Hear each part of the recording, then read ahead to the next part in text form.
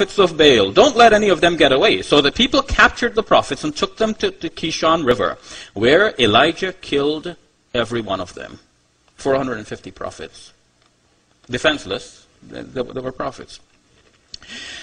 Elisha was the successor of Elijah, and all of the Spirit of God that was there with Elijah was actually conferred onto Elisha. Elisha was actually a great worker of miracles. Some of the miracles that are attributed to Jesus in the New Testament are somewhat, in some small way, rivaled by Elisha, because Elisha also raised a dead person back to life.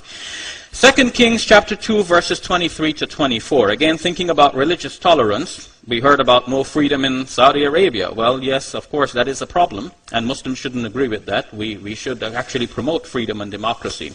That, to me, is in line with Quranic teaching. And what they do in Saudi Arabia, I don't need to defend. There are, just as Dave was saying, there are good Christians and bad Christians. Well, there are good Muslims and bad Muslims. There are people who follow the true teachings and people who do not.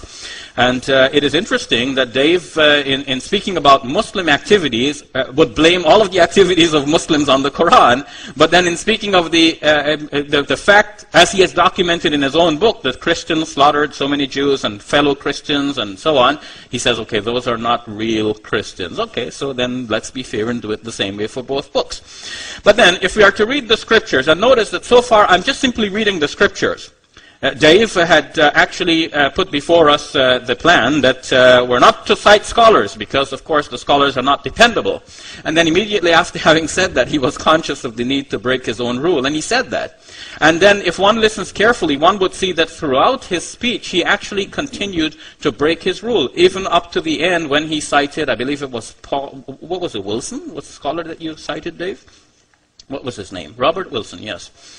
Yes, even up to towards the end of your speech. So it is clear then that to say one thing and announce it as an ideal is easy, but then to follow it might be actually very difficult. Well then, what does the Bible say that Elisha did? And we were looking at 2 Kings chapter 2, verses 23 to 24.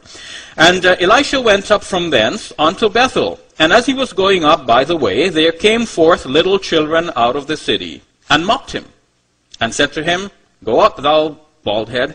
Sorry, no offense meant to all you guys here. I know you all got here. No offense, Mike.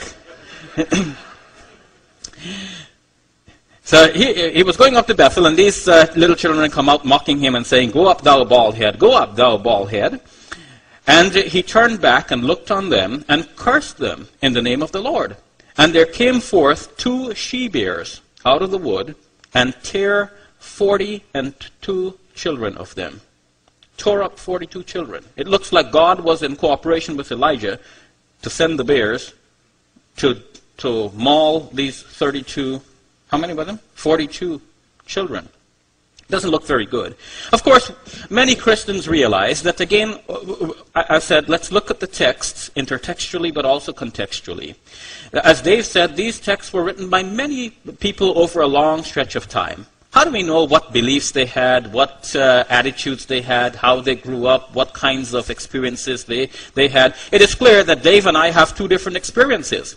And I can respect Dave, even though I disagree with what he says, because I can well imagine that if I had a similar set of life experiences as Dave had, I might have said the same things tonight that he said.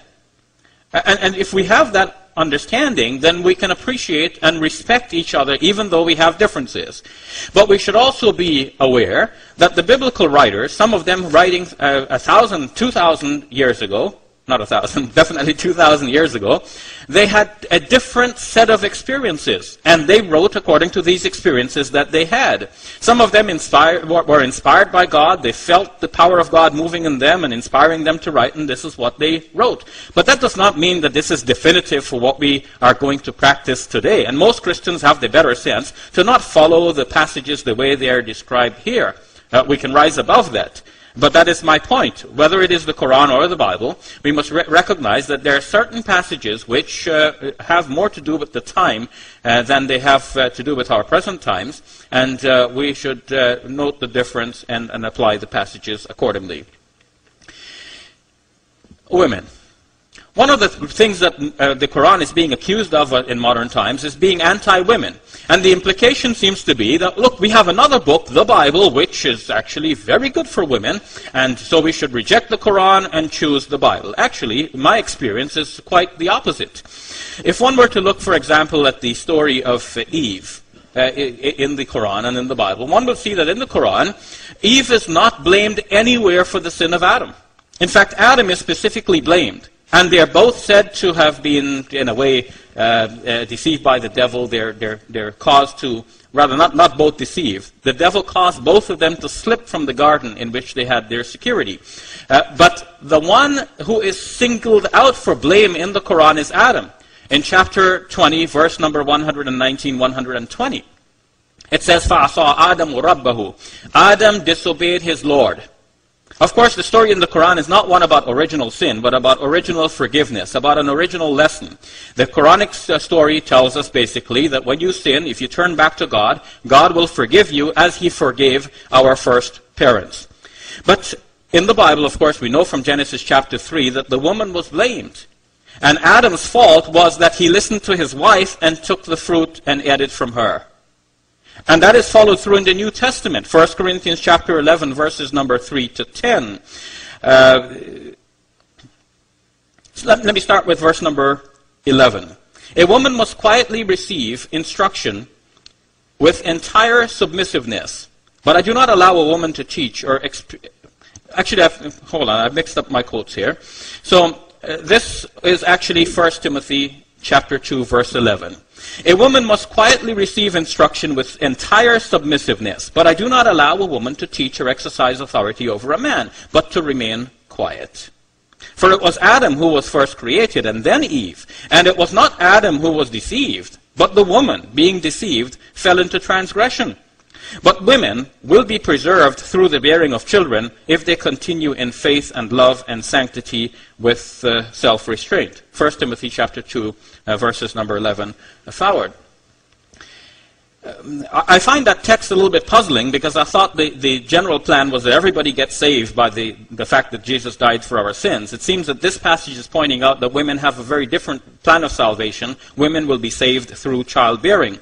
But what is equally troubling is the idea that the man was not deceived. It was the woman who was deceived.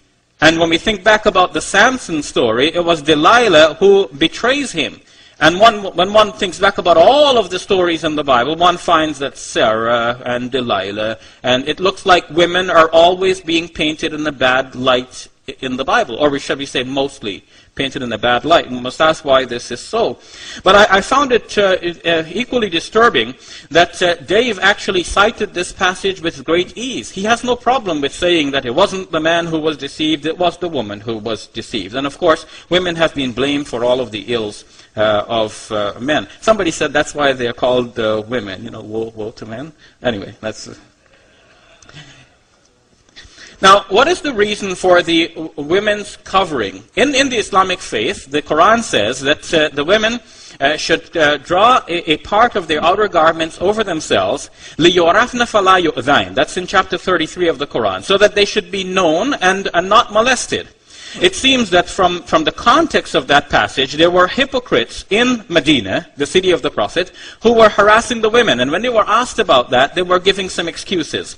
They were saying, we didn't know these were our women, and so on. So the Quran was just simply advising the women that if they were to gather the garments in a particular way, they would be recognized in that society as decent, upright women, ones who would not mess around, and that would rob the hypocrites of the one excuse which they had. On the other hand, the Quran promised the hypocrites, or rather threatened them, that if they do not stop their ill behavior, they will be driven out from the area. So the purpose of the woman's head covering seems to be then that she guards herself from being molested by people who might be looking out for a quick encounter. What is the purpose in the Bible then for a head cover? 1 Corinthians chapter 3, verses number 3 to 10. That's where I began, and here are the verses now. Paul writes and says, "But I want you to understand that Christ is the head of every woman, and the man is the head of a woman. And God is the head of Christ. Every man who has something on his head while praying or prophesying disgraces his head. But every woman who has her head uncovered